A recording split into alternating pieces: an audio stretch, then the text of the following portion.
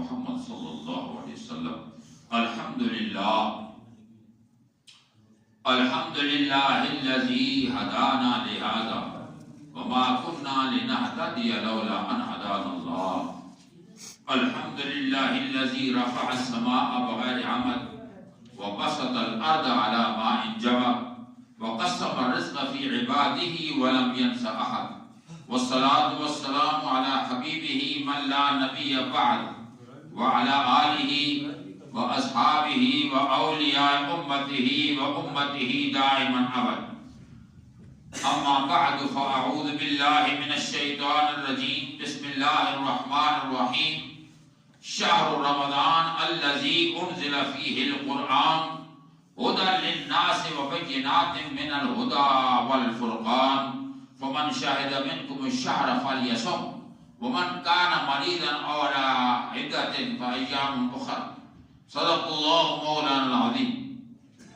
ببركة إن الله وملائكته يصلون على النبي يا أيها الذين آمنوا صلوا عليه وسلموا تسليما. محبت سے درود پڑھیے. الصلاة والسلام عليك يا سيدي يا رسول الله. الصلاة والسلام عليك يا سيدي يا حبيب الله. الصلاة والسلام عليك يا سيدي يا شفيع المذنبين. الصلاة والسلام عليك يا سيدي يا رحمة للعالمين وعلى آلك وأصحابك يا سيدي يا خاتم النبيين صلى الله عليك وعلى آلك وأصحابك يا حبيب الله. جس دل میں محمد کی محبت نہیں ہوتی صلی اللہ علیہ وسلم، جس دل میں محمد کی محبت نہیں ہوتی اس پر کبھی اللہ کی رحمت نہیں ہوتی. میرا یہ عقیدہ ہے کہ ذکر خدا میں یہ نام نہ شامل ہو تو عبادت نہیں ہوتی. جب زبان اعتراف کرتی ہے اپنے گناہوں کا، جب زبان اعتراف کرتی ہے رحمت حق اسے معاف کرتی ہے. اور جن کے دل میں ہو یاد صلی علی ان کا رحمت طواف کرتی ہے. اذان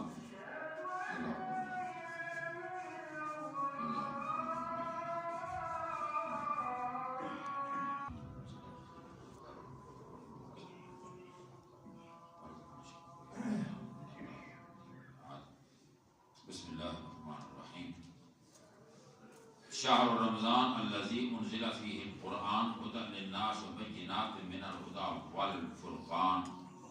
صدق اللہ مولانا العظیم. حضرات محترم، اللہ کا لاکھ لاکھ شکر ہے کہ اس مولا کریم نے آج ہمیں اور آپ کو شہر رمضان کا پہلا جمعہ نصیب فرمایا. ماشاءاللہ ماشاءاللہ. پورا نام کیا؟ منظور احمد صاحب نے ماشاءاللہ 10,000 روپیہ مسجد شریف کے لیے عطا کیا ہے. تو ابھی تک سلامت ہیں اور ہم سلامت ہیں. اتنے گناہ کرنے کے بعد بھی ہم لوگ سلامت اور قائم ہیں. اٹھ کر اپنے قدموں سے چل کے مسجد آئے ہیں. تو یہ خدا کا شکر ادا کریں. تو اللہ تعالیٰ نے فرمایا کہ میں نے رمضان کا مہینہ اس لیے آپ لوگوں کو دیا ہے اور قرآن اس لیے اتارا ہے تاکہ آپ لوگ متقی بنیں. کیونکہ رمضان پہلی امتوں کے لیے بھی تھا، انہیں بھی تب متقی بننے کے لیے بتایا گیا تھا. متقی بننے کا یہ مطلب نہیں ہے کہ آپ داڑھی رکھ لیں، جبہ پہن لیں اور جناب مسجد میں تہجد میں کھڑے ہو جائیں. نہیں، متقی بننے کا مطلب یہ ہے کہ اپنے آپ کو درست کریں، اپنے اخلاق درست کریں، اپنا کردار درست کریں، اپنا کھانا پینا حلال کھائیں، دوسروں کے ساتھ معاملات درست کریں. یہ اسلام کا پورا لب لباب اور نچوڑ ہی یہ ہے کہ انسان کو انسانیت سکھائے. یہ سارے مسئلے اسی لیے ہیں. تو فرمایا، حضور فرماتے ہیں لو یعلم العباد مر رمضان، اگر بندے یہ جان جائیں کہ رمضان کی کتنی ویلیو اور کتنی عزت ہے تو فرمایا لتمنت امتی ان تکون السنۃ کلھا رمضان. میرا ہر امتی یہ تمنا کرے کہ پورا سال رمضان ہی چلتا رہے. یعنی جو حضور نے فرمایا یہ رمضان میں اتنی عظمتیں اور اتنی برکتیں ہیں اور قرآن بھی اسی لیے نازل ہوا ہے تاکہ انسان کو اس کی انسانیت سکھائی جائے، اخلاق سکھائے جائیں، کردار سکھائے جائیں. فرمایا اگر راستے روڈ پہ آپ چل رہے ہیں اور راستے میں اگر جناب آ گیا ہے پتھر کو اگر آپ ہٹا کے سائڈ میں کریں گے تو یہ صدقہ آپ کے نصیب میں لکھا جائے گا، عمل میں اضافہ ہو جائے گا۔ اگر کانٹا پڑا ہوا ہے، کانٹے کو ہٹائیں گے تو عمل میں اضافہ ہو جائے گا۔ یہ چیزیں ہمارے اندر اور آپ کے اندر بہت کم ہیں، لیکن گوروں کے اندر یہ چیزیں ہیں۔ میں نے خود دیکھا، اور آپ نیٹ پر دیکھتے ہی ہوں گے، نیٹ پر تو ایسے ہو گیا کہ ایک آدمی گاڑی چلا کے آ رہا ہے بہت فاسٹ، اسے دیکھا کہ روڈ کے اندر اس طرح وہ پتھر آگے لوٹتا ہوا کس طریقے، اس نے گاڑی کو روکا گاڑی کو، اٹھ کے باہر آ کے اپنی پینٹ کوٹ بالکل وہ سوٹ بوٹ میں ہے، لیکن اس نے اس کا خیال نہ کیا، آرام سے آیا اور وہ پتھر کو اٹھا کر سائڈ میں کر کے پھر گاڑی چلا کے لے گیا۔ مجھے بتائیے کہ اس کو یہ مطلب حکم تھا، اسلام نے تو ہمیں یہ حکم دیا ہے کہ راستے سے کانٹے ہٹاؤ، راستے کسی کے آگے کانٹے نہ بچھاؤ، یہ تو ہمیں اسلام نے حکم دیا ہے، لیکن وہ لوگ اس پہ عمل کر رہے ہیں۔ آج ہم کہتے ہیں کہ وہ خوشحال ہے اور ہم مر رہے ہیں، اس کی وجہ صرف یہی ہے کہ ہم نے وہ کام چھوڑ دیا جو رسول اللہ نے ہمیں بتایا تھا۔ انہوں نے حضور کا کلمہ نہ پڑھتے ہوئے بھی ان کا کام شروع کر دیے۔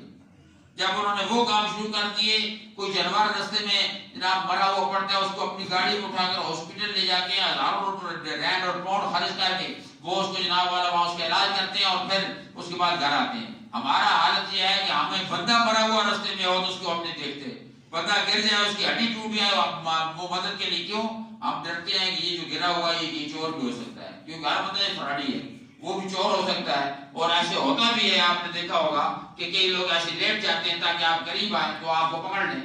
تو اس لیے ہمیں سدھارنے کی ضرورت ہے۔ جب تک ہم سدھریں گے نہیں اس وقت تک خدا شاہد ہے یہ دنیا چلتی چلی آئی ہے، یہی زمین تھی، اسی پر لوگ آباد تھے، کبھی خوشحال تھے، کبھی جناب غمناک تھے۔ اس کی وجہ یہ ہے کہ جب تک انہوں نے اللہ کی مانی، رسول اللہ کی مانی، اور مغل امپائر کا دور آپ لے لیں، مغلیہ دور آپ لے لیں، اس میں بھی مسلمان پاورفل تھا، عباسیہ دور میں پاورفل تھا۔ آج جب سے انڈو پاک کا پٹیشن ہوا، پاکستان بنا پاک لوگوں کے لیے، ہم پاک لوگ ہیں سارے، کہ تاکہ یہاں نماز پڑھیں، عبادت کریں اللہ کے نام پہ، رسول نام پر۔ لیکن میرے خیال میں انہوں نے اس چیز کی قدر نہ کی اور وہ کام نہ کیا جو ہمیں کرنا چاہیے۔ اس لیے ضروری ہے کہ ہر بندہ اپنے گھر سے اس تبلیغ کو شروع کرے، اپنے بچوں کی تبلیغ کرے، نماز کی انہیں تاکید کرے، اور اپنے گھر میں طہارت، پاکی، صفائی، قرآن کی تعلیم اور قرآن کی تلاوت اس کو جاری ساری کرے۔ اللہ رب العالمین نے ہمیں اور آپ کو یہ جو دیا ہے مہینہ، یہ پہلے کسی امت کے پاس یہ مہینہ رمضان کا نہیں ہے، یہ صرف ہم خوش قسمت ہیں، ہمیں اللہ نے شہر رمضان دیا۔ علماء فرماتے ہیں کہ رمضان اللہ کے اسم گرامی ہے، جب بھی کہا کرو تو شہر رمضان یا رمضان کا مہینہ کہا کرو۔ اللہ تعالیٰ نے اسے اپنا نام دیا ہے اس مہینے کو، اور پھر فرمایا اس کا معنی کیا ہے، اس کے روٹ ورڈ ہے، یہ مشتق ہے عربی زبان میں رمضان یا رمضان سے، رمضان یا رمضان۔ رمضان کا مطلب یہ ہے کہ وہ اون، وہ بھٹی جس کے اندر یہ ہر چیز وہ ڈال کر لوہا بھی پگھل جاتا ہے۔ تو فرمایا کہ رمضان کو اس لیے رمضان کہتے ہیں کہ اس مہینے میں اللہ تعالیٰ انسان کے جتنے بھی گناہ ہیں اور جتنے بھی انسان کے اندر جناب وہ ہے، وہ ساری جس طرح بھٹی میں جل جاتی ہیں وہ ختم ہو جاتی ہیں اور انسان پاک و صاف ہو جاتا ہے۔ دوسرے کا مطلب ہے رمضان، تیز بارش، موسلادھار بارش۔ جب بارش تیز ہوتی ہے تو رستوں سے، روڈوں سے گندگی کو ہٹا کر صاف کر دیتی ہے۔ فرمایا رمضان اس لیے رمضان کہا جاتا ہے کہ یہ بارش کی طرح آتا ہے اور پوری امت کے گناہوں کو دھو کے چلا جاتا ہے۔ جو اسے قبول کرے یہ بڑی خوش قسمتی ہے، جو بندہ ادب تک کرے اس کی بھی بڑی بات ہے اور بڑا کمال ہے۔ میں نے ایک کتاب میں پڑھا تھا کہ ایک نان مسلم تھا اور اس نے رمضان کے مہینے کے احترام کے طور پر کسی رستے سے گزرتے ہوئے وہ سموکنگ کر رہا تھا، سگریٹ پی رہا تھا، لیکن اس نے رمضان کے احترام میں اس کو جناب وہ کر دیا، نہ پیا، بجھا دیا۔ تو پھر اس کی اس نیک نیتی پر رات کو اس کی خواب آئی اور اسے اسلام کی بشارت دی کہ اور صبح وہ مسلمان ہو گیا۔ تو یہ ہے اس رمضان کا فیض۔ اللہ رب العالمین ہمیں اور آپ کو اس کے فیض سے فیضیاب فرمائے۔ اصل بات یہ ہے کہ فیض لینے کا انداز ہونا چاہیے۔ یہ رمضان، نماز، یہ عبادتیں ہمیں فیض دیتے ہیں، والدین بھی فیض دیتے ہیں، ماں اور باپ، لیکن بندے کے اندر وہ گٹس ہونے چاہیے کہ وہ فیض وصول کرے، اپنے اندر وہ ظرف ہونا چاہیے کہ وہ فیض حاصل کرے۔ جب بندہ فیض حاصل کرے گا والدہ کی اگر آپ خدمت کریں گے، وہ بھی لوگ تھے کہ جو پوری رات پانی لے کر، حدیث پاک میں آتا ہے کہ والدہ کے سراہنے پہ کھڑے رہے۔ حضور نے فرمایا، صحیح بخاری مسلم میں حدیث ہے، نبی کریم صلی اللہ علیہ وسلم فرماتے ہیں کہ 3 آدمی جا رہے تھے سفر پر جاتے جاتے راستے میں بارش طوفانی آ گئی اور وہاں ایک غار کے اندر وہ چلے گئے۔ غار میں جب بیٹھے تو طوفانی بارش تھی تو اوپر سے ایک چٹان، بہت بڑا پتھر غار کے منہ پہ آ گیا اور غار کا منہ بند ہو گیا۔ چٹان کا پتھر اتنا بڑا تھا کہ وہ ہلا نہیں سکتے تھے، ہل نہیں سکتا تھا۔ تو پھر انہوں نے کہا آپ کریں گے کیا؟ یہ تو غار ہماری قبر بن جائے گی، ہم تو یہاں مر جائیں گے۔ تو ان میں سے ایک سمجھدار دینی مذہبی آدمی تھا، اس نے کہا کہ اپنی نیکیاں بیان کرو، نیکیاں اپنی بیان کرو، اگر تم نے کوئی نیکی کی ہے تو اس کا اثر ہے نیکی۔ جو بندہ نیکی کرتا ہے وہ دعا کے لیے جب ہاتھ اٹھاتا ہے تو اس کی دعا کے آگے کوئی حجاب نہیں ہوتا، اللہ تک پہنچتی ہے اور اللہ فوراً قبول کرتا ہے۔ تو ایک نے نیکی بیان کی کہ میں جو تھا، ایک بندہ میرے پاس پیسے رکھ دیا اور پھر وہ چلا گیا اور نہ جانے 50 سے 40 سال تک واپس نہیں آیا۔ میں نے ان پیسوں سے کاروبار کیا، بزنس کیا، اتنا بزنس کیا کہ پلازے میرے بن گئے، بلڈنگیں بن گئی، سب کچھ ہو گیا۔ اور جناب جب وہ آیا 50 سال کے بعد تو میں نے سچائی کے ساتھ اسے کہا بھائی جو کچھ ہے سب تیرا ہے، یہ اپنا سب لے لو۔ آپ مجھے بتاؤ کوئی ہے کوئی اتنا مخلص آدمی؟ کسی کو آپ کچھ دے کر جائیں اور جناب والا پاکستان میں ذرا دیکھے تو صحیح، اور جناب 5-10 دن کے بعد آئے یا 2-4 گھنٹے کے بعد دکاندار کے بعد واپس آئیں گے، یہاں سے لے کر گئے تھے، نہیں یہاں سے لے کر گئے۔ کتنے بڑے ہم بددیانت ہیں، کتنے بڑے گناہ کی دلدل میں ہم پھنسے ہوئے ہیں۔ نبی کریم علیہ السلام نے فرمایا جو ہی اس نے یہ الفاظ کہے تو پتھر سرک گیا، تھوڑا سا سرکا، بعد سے روشنی آئی۔ ان کا سبحان اللہ، اس میں بڑی پاور ہے۔ دوسرے سے پوچھا گیا تو اس نے بھی یہ کہا کہ ایک دن میں رات کو ماں کی خدمت ہمیشہ کرتا تھا، آیا کام سے دیر سے آیا تو ماں سوئی ہوئی تھی، میں نے ماں کے لیے پانی کا گلاس، دودھ کا گلاس تیار کیا کہ میں امی جان کو یہ دودھ پلاؤں۔ اللہ اکبر! وہ کہتا ہے میں نے دودھ کا پیالہ لیا اور آگے دیکھا تو ماں سوئی ہوئی تھی، ماں کو جگایا نہیں کہ یہ آرام میں خلل آئے گی، ماں کو تکلیف ہوگی۔ میں اس کے سرانے کھڑا رہا، پوری رات میں کھڑا رہا اس کے سرانے کہ ماں اٹھے گی اسے دودھ پلاؤں گا۔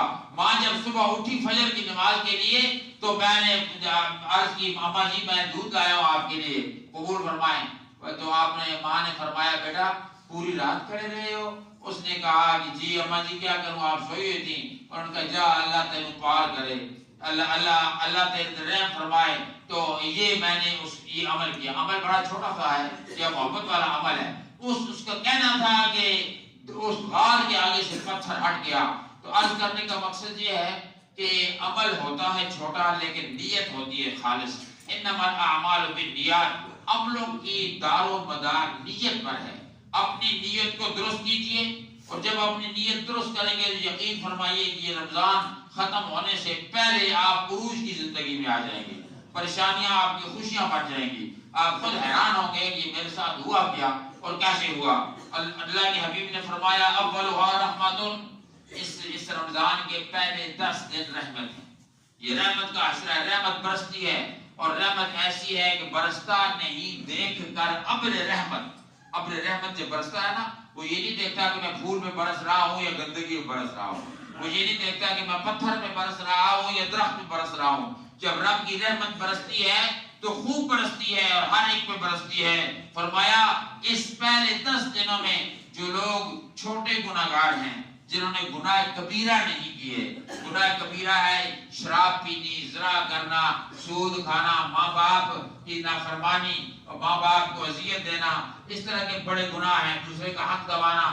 جنہوں نے بڑے گناہ نہیں کیے وہ ان کو اللہ ان پہلے 10 دنوں میں صاف و شفاف کر دیتا ہے، جس طرح کہ ماں کے پیٹ سے پیدا ہونے والے بچے کی طرح پاک و صاف کر دیتا ہے۔ اب آپ دیکھیے عام لوگ 10 دن آتے ہی نہیں، آرام سے آتے ہیں، یہ آخر میں جائیں گے جب ختم قریب آئے۔ میرے دوستو یاد رکھو، دوسرا ہے وَأَوْسَطُهَا مَغْفِرَةٌ، دوسرا ہے مغفرت، اللہ سے طلب رحمت۔ دوسرے 10 دن ہیں، فرمایا ان 10 دنوں میں جو لوگ مجھ سے مغفرت مانگیں گے، آئیں گے مغفرت مانگیں گے، میں ان کے گناہوں کو معاف کروں گا۔ پہلا تھا اللہ خود معاف کرے گا کیونکہ رحمت اس کی غالب ہے، اس لیے دعا کی جاتی ہے رب اغفر وارحم وانت خیر الراحمین، اس میں یہ پڑھا جائے اور دوسرا جب آتا ہے عشرہ 10 دن، اس میں مغفرت ہے، اس میں بھی یہی دعا پڑھی جاتی ہے، اللہم انک عفو تحب العفو فاعف عنی، یا اللہ تو معاف کرنے والا ہے اور معافی کو پسند فرماتا ہے، ہمارے گناہوں کو معاف کر دے۔ اور تیسرا جو عشرہ ہے، عتق من النار، جہنم سے آزادی، جہنم سے آزادی کا جو عشرہ ہے وہ ایسا ہے کہ اللہ اکبر، اور اس میں آپ اعتکاف بھی بیٹھیں گے، اس آخری عشرہ ہی امپورٹنٹ عشرہ ہے۔ 21 حضور علیہ السلام نے فرمایا کہ شب لیلۃ القدر کو اللہ نے چھپا دیا ہے اس آخری 10 دنوں میں، صرف اس لیے چھپایا ہے تاکہ ہر بندہ ہر روز محنت کرے۔ 21 کی تیاری، صحابہ کرام نے دیکھا ایک رات آئی، نور ہوا، پورے ایسے روشنی ہو گئی اور یہ درخت سب سجدے میں گرے ہوئے ہیں اور ہر طرف تسبیح کی آوازیں آ رہی ہیں۔ عرض کی حضور کیا ہے؟ فرمایا یہ لیلۃ القدر کی رات ہے۔ وہ بھول گئے، بارش ہوگی اس دن، اور بھول جب گئے تو آپ نے فرمایا یا 21 کی رات ہے، یا 23 کی رات ہے، یا 25 کی رات ہے، اور یا پھر 27 کی رات ہے، یا 29 کی رات ہے۔ یہ 5 راتیں ہیں آخری عشرہ میں۔ الحمدللہ انشاءاللہ اس مسجد شریف میں 27ویں رات کو انشاءاللہ العزیز شب برات ہوگی، لیلۃ القدر ہوگی، ختم قرآن ہوگا۔ آپ حضرات آئیں، ضرور آئیں۔ پہ یہاں اور رواج ہے مسجدوں میں آگے پیچھے کرتے ہیں، لیکن میں نے ان سے کہا کہ قرآن نازل ہوا 27ویں کو، 27ویں رات کو۔ علماء نے ایسے فرمایا کہ اب دیکھو 27ویں رات کی 2 اور 7، 2 ادھر لگاؤ 7 ادھر لگاؤ، 7 اور 2 بنتے ہیں 9، 9 کو 3 پر ضرب دو، پہلا عشرہ، دوسرا عشرہ، تیسرا عشرہ، 3 پر ضرب دو تو 27 بنتا ہے۔ تو فرمایا کہ یہ 27ویں جو رات ہے یہ لیلۃ القدر کی رات ہے، شب برات کی رات ہے۔ اس میں لیلۃ القدر میں اللہ نے قرآن جب نازل ہوا پہلے لوح محفوظ سے آسمان دنیا پر نازل ہوا، آسمان دنیا سے پھر جناب والا یہ زمین پر نازل ہوا خلا پر، اور اس کے بعد حسب ضرورت پیارے آقا صلی اللہ علیہ وسلم پر نازل ہوا۔ نازل جب ہوا تو پہلی آیت تھی اقرأ باسم ربک الذی خلق، الف لام میم پہلی آیت نہیں تھی، حضور پر اور رنگ سے نازل ہوا اقرأ باسم ربک الذی خلق، اور آخری آیت تھی الیوم اکملت لکم دینکم واتممت علیکم نعمتی ورضیت لکم الاسلام دینا، آج دین میرے حبیب پورا ہو گیا ہے اور ہم نے آپ کے لیے اسلام کو پسند کیا ہے، اور اسلام جو ہے یہ مذہب ہوگا۔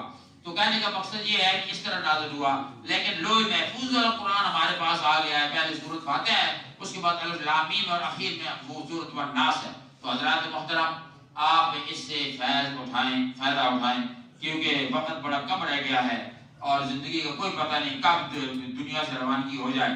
آج آپ بڑے خوش قسمت ہیں، جامع مسجد فیضان مدینہ کی تاریخ آج بدل رہی ہے۔ یہ دعائیں دیں آپ ملک اپنے ملک جاوید صاحب کو، اصل اٹک دے دیں ملک جاوید صاحب، میرے نام ملکات ہوئی تو آنے تسی اٹک دے، میں جی اتھے ہی ہٹ گئے ہیں سر حالت ہے، فرمایا تسی آ جاؤ اتھے، سرکار دے بوئے مبارک میں لے کے آیا۔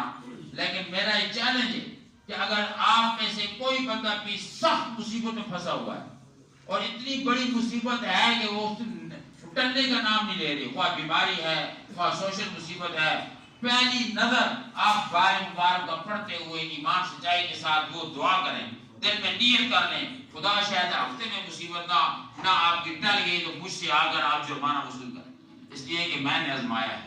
اور میں ایک بندہ بلڈ کینسر کا مریض آیا تھا جسے ڈاکٹروں نے کہہ دیا تھا بس 10-15 دن تیری زندگی ہے، اس کے بعد تو بچ نہیں سکے گا۔ خدا کی قسم ممبر رسول میں بیٹھا ہوں، جھوٹ بولنے والا اسلام سے خارج ہے، وہ شخص آیا، اس بال مبارک کا پانی زمزم میں نے دھو کے رکھا ہوا ہے، بیماروں کو دیتا ہوں کبھی کبھار، اس نے وہ پانی پیا، واپس سے آیا، رویا آ کر، اس کے بعد وہ واپس گیا، دوسرے دن آیا، اس طرح چند دن میں چلتا رہا۔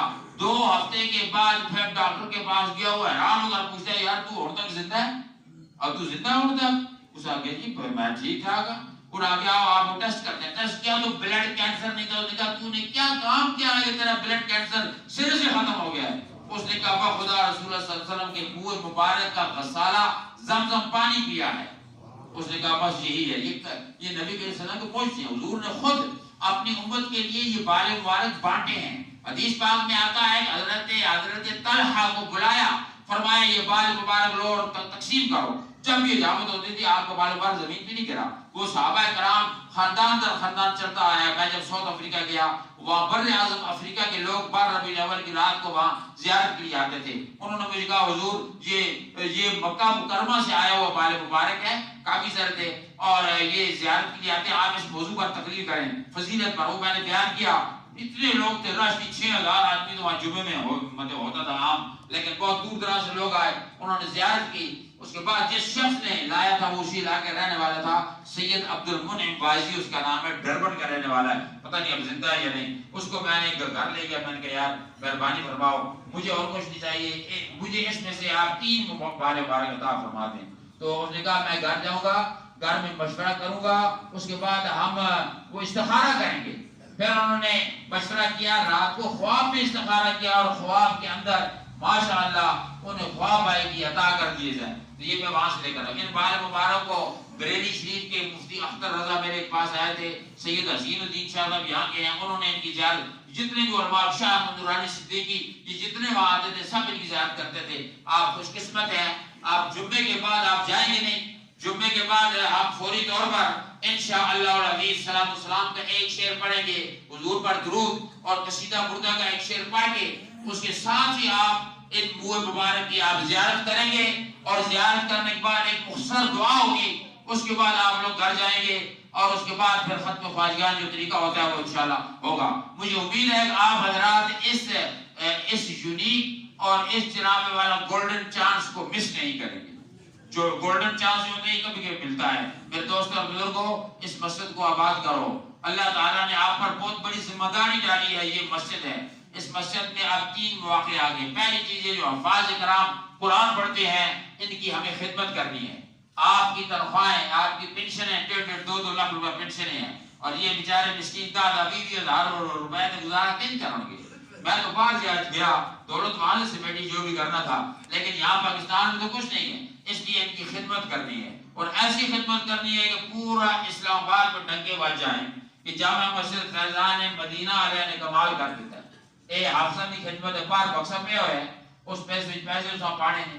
اور دوسرا مسجد کی خدمت کرنی ہے. اس مسجد کو تعمیر کر رہے ہیں انشاءاللہ, اللہ کے فضل سے. میں نے ان سے کہا حضرت صاحب اس کو تعمیر کریں, آگے تو اتنے لوگ ہوتے ہیں, 1000 سے زیادہ بندہ ہوتا ہے, اس کو تعمیر کرنا چاہیے. اور اس کے علاوہ 27 شب کو ختم قرآن ہوگا, اس میں حفاظ کی خدمت بھی کرنی ہے. آپ لوگوں کے لیے بہترین قسم کا کوئی ٹریٹمنٹ بھی آپ کو دینی ہے. تو مجھے امید ہے کہ آپ لوگ اس بات کو سمجھ گئے ہوں گے, اور اپنے فراخی دل کے ساتھ اللہ کی راہ میں جب 1 دو گے 10 ملے گی. 70% بھی اللہ نے فرمایا, 700% بھی فرمایا, جو میرے ساتھ معاملہ کرتا ہے ہم اس کو اتنا منافع عطا کرتے ہیں. تو مجھے امید ہے انشاءاللہ العزیز اللہ تعالیٰ آپ کو ان برکتوں سے ہمکنار فرمائے گا, سنتیں ادا فرما لیں.